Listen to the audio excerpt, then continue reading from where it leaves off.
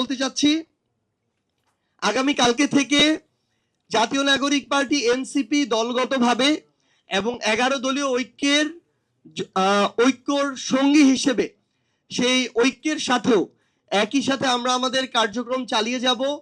আগামীকালকে থেকে আমরা প্রথমে গণসংযোগ কর্মসূচি শুরু করছি। আমরা লিফলেট তৈরি করেছি বাংলাদেশের প্রত্যেকটা মানুষের কাছে। আমরা সচেতনতামূলক ওই লিফলেটটা তুলে দিতে চাই। তাদের স্পষ্ট করে আমরা ওই জিনিসটা তাদের বুঝতে হবে এবং তাদেরকেও এটা নিয়ে আবার কথা বলা শুরু করতে হবে যে ক্ষমতায় এসেই বিএনপি কিভাবে তাদের জায়গা থেকে গণ রায়কে অমান্য করছে, গণভোটকে তারা রীতিমতো ঠাট্টা করছে এবং জুলাই সনদকে তারা প্রতিনিয়ত প্রতারণা করছে। এই সামগ্রিক সচেতনতামূলক আমরা লিফলেট তৈরি করেছি এবং আগামীকালকে থেকে আমরা এই গণসংযোগ শুরু করছি।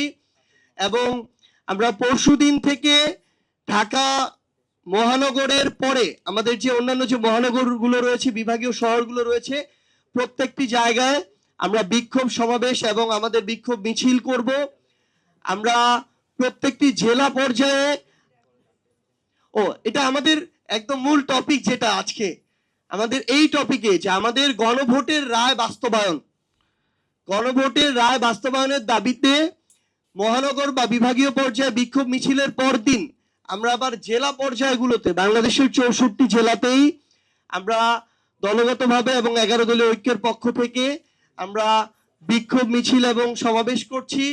এবং আমরা আবার আমাদের শহীদ পরিবার এবং জুলাই যোদ্ধা যারা আছেন, কোনো দলীয় মদতপুষ্ট না, আমরা সবাইকে নিয়ে বসে তাদের মুখেই আমরা শুনতে চাই যে তারা তাদের জায়গা থেকে এই গণভোটের বাস্তবায়ন চান কিনা, জুলাই সনদের বাস্তবায়ন চান কিনা। সো তাদেরকে নিয়ে আমরা একটি বড় ধরনের একটি কনফারেন্স এবং মতবিনিময় সভার আয়োজন করতে যাচ্ছি।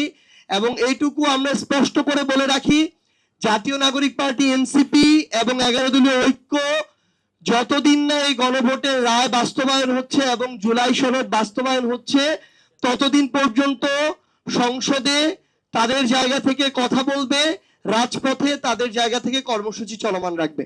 সবাইকে